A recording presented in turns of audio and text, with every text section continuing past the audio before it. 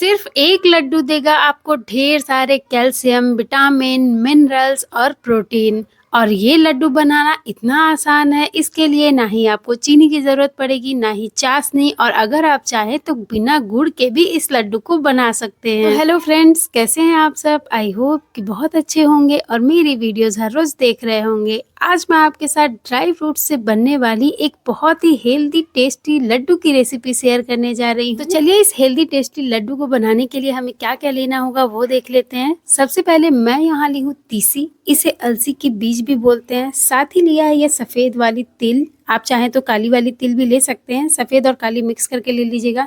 इसी के साथ लिया है पॉपी सीड्स, इसको पोस्ता बोलते हैं। साथ ही पंपकिन सीड्स और ये वाटरमेलन सीड्स, ये सारी चीज़ें मैं इस्तेमाल कर रही हूँ। साथ ही और ड्राई फ्रूट्स वगैरह भी इस्तेमाल करूँगी, वो मैं आपको आगे दिखाऊंगी। तो सबसे पहले गैस के ऊपर रखी हूँ मैं एक पैन और इसमें मैं डाल रही हूँ 1 कटोरी तीसी, 1 कटोरी तिल और 1 कटोरी जितना ही मैं इसमें डाली हूँ पॉपी सीड्स। सारी चीज़ें मेजरमेंट करके ली हूँ, आप चाहें तो कम बेसी भी कर सकते हैं, ऐसा नहीं है कि आपको बराबर ही डालना होगा।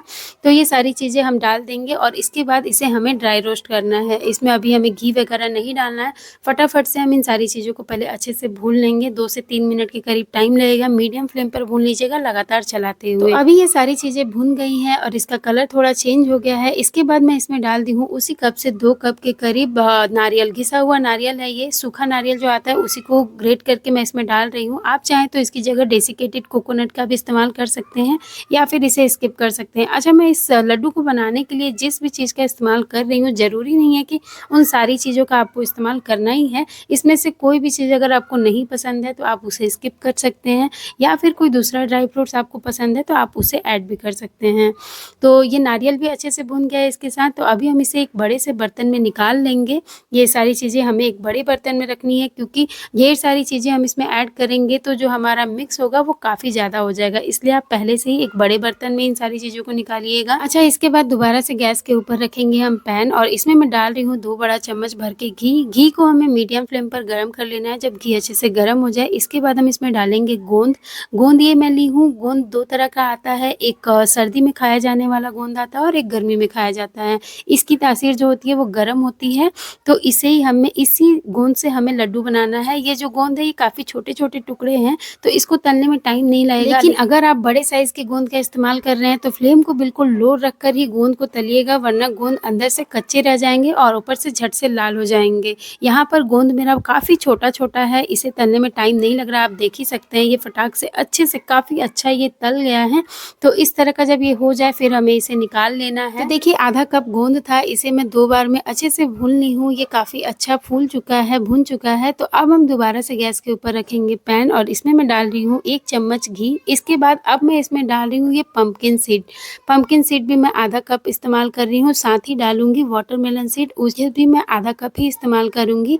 तो ये दोनों चीज़ें डालकर हमें थोड़ी देर इसे भूनना है, 1 मिनट के करीब। इसके बाद हम इसमें ऐड करेंगे ड्राई फ्रूट्स, जिसमें मैं डाली हूँ काजू, बादाम। तो इन दोनों सीड्स को 1 मिनट तक भूनने के बाद अब मैं इसमें डाली हूँ 1/3 कप काजू और 1/3 कप बादाम। इसे 2-3 मिनट तक और हम भून लेंगे। देखिए इस पर थोड़े-थोड़े से स्पॉट्स आ गए हैं, इस तरह का जब ये भून जाए फिर हम इसे भी मैं एक दूसरे बर्तन में निकाल ले रही हूँ। इसके बाद दोबारा से गैस के ऊपर रखूँगी पैन और इसमें मैं डाल रही हूँ 1 चम्मच घी। इसके बाद इसमें मैं डाली हूँ 2 कप भर के मखाने। मखाने डालने के बाद इसे भी हमें फटाफट से भूनना है, 1-2 मिनट के करीब इसमें भी टाइम लगेगा, ज़्यादा टाइम नहीं लगेगा। और इस तरह से हाथ से दबाकर देखेंगे, जब ये टूटने लग जाए मतलब कि मखाना तैयार हो गया है, इसे और भूनने की ज़रूरत नहीं है। तो इसे भी हम एक दूसरे बर्तन में निकाल लेंगे, जिससे कि ये सारी चीज़ें अच्छे से ठंडा हो जाए। तो जब ये सारी चीज़ें अच्छे से ठंडी हो जाए फिर हमें क्या करना है कि सबसे पहले हम गोंद को तोड़ेंगे, जिसके लिए मैं यहाँ ग्लास का इस्तेमाल की हूँ। अगर आप चाहें तो कटोरी या ग्लास किसी भी चीज़ से इसे तोड़ सकते हैं। अगर आपके गोंद बड़े-बड़े हैं तो आपको तोड़ने की ज़रूरत है, लेकिन ये काफ़ी छोटे हैं, मैं इसे हाथ से भी तोड़ सकती थी, लेकिन आपको दिखाने के लिए मैं यहाँ ग्लास का इस्तेमाल की हूँ।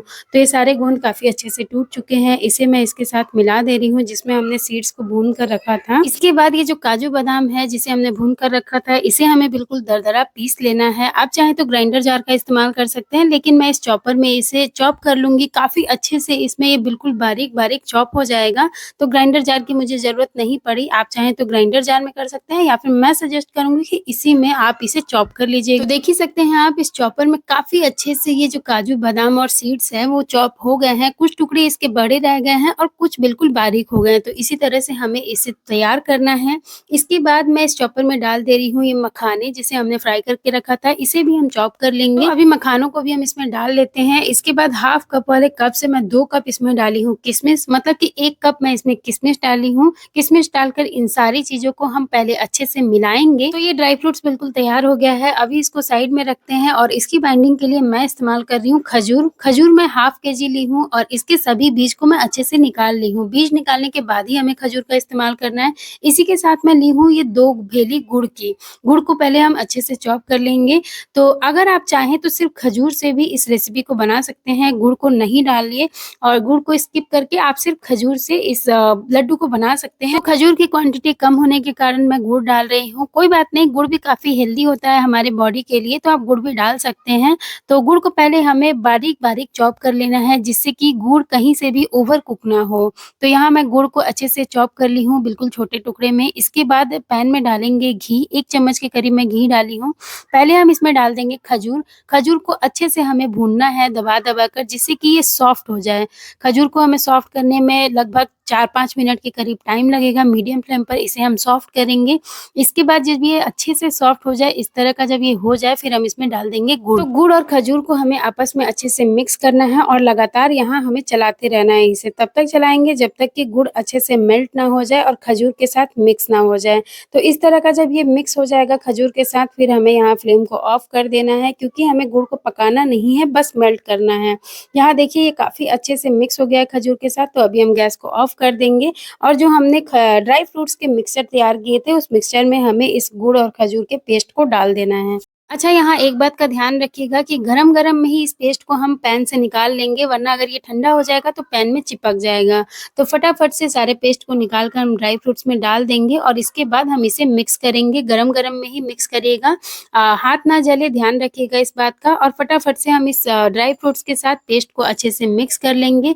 आप देखेंगे कि थोड़ी देर में ये जो ड्राई फ्रूट्स है वो बाइंडिंग कंसिस्टेंसी में आ जाएगी। देखिए अभी ये ड्राई फ्रूट्स और खजूर का पेस्ट काफ़ी अच्छे से मिक्स हो गया है, तो अब हम क्या करेंगे, इसका थोड़ा-थोड़ा पोर्शन उठाएँगे और इसे अपनी हथेली से दबाते हुए इसे लड्डू का शेप दे देंगे। वैसे तो ये हाथ में चिपकता नहीं है, लेकिन अगर आपके हाथ में चिपक रहा है तो आप यहाँ पर अपनी हथेली पर थोड़ा-सा घी लगा लीजिए और इसके बाद इसे लड्डू का शेप दीजिए। देखिए ये कितना सुंदर देखने में भी लग रहा है, खाने में तो इतना ज़्यादा टेस्टी लग रहा था कि अगर आपके घर पर छोटे-छोटे बच्चे हैं, वैसे तो छोटे बच्चे जो हैं वो ड्राई फ्रूट्स या इस तरह के जो सीड्स आते हैं, उसे ऐसे खाना पसंद नहीं करते हैं, लेकिन अगर आप इस तरह का लड्डू बनाकर उनको देते हैं तो वो ज़रूर खाएँगे। तो देखिए यहाँ मैंने एक लड्डू बना ली है और अब मैं दूसरी लड्डू बना रही हूँ। इसी तरह से हम सारे मिक्सचर की ढेर सारी लड्डू बनाकर तैयार कर लेंगे। शेप आप अपने हिसाब से छोटी-बड़ी कैसी भी रख सकते हैं और ये देखिए ये मैंने सारी लड्डू बनाकर तैयार कर ली है। इतने से मिक्सचर से कितनी सारी लड्डू बनकर तैयार हो गई है, जबकि मैंने छोटी लड्डू नहीं, काफ़ी बड़े-बड़े साइज़ की लड्डू बनाई है। अभी आपको देखकर पता चल ही रहा होगा कि ये काफ़ी हेल्दी और टेस्टी लड्डू बनकर तैयार है। अब इस एक लड्डू को आप सुबह-सुबह नाश्ते में ज़रूर लीजिए, ये आपको एकदम सेहतमंद और तंदुरुस्त बनाकर रखेगा और इस लड्डू को आप चाहें तो बच्चे, बूढ़े किसी को भी दे सकते हैं, सबके लिए ये काफ़ी फ़ायदेमंद होता है। अच्छा, अब अगर आपको ये मेरी रेसिपी अच्छी लगी हो तो प्लीज़ वीडियो को लाइक करके चैनल को सब्सक्राइब कर लीजिए।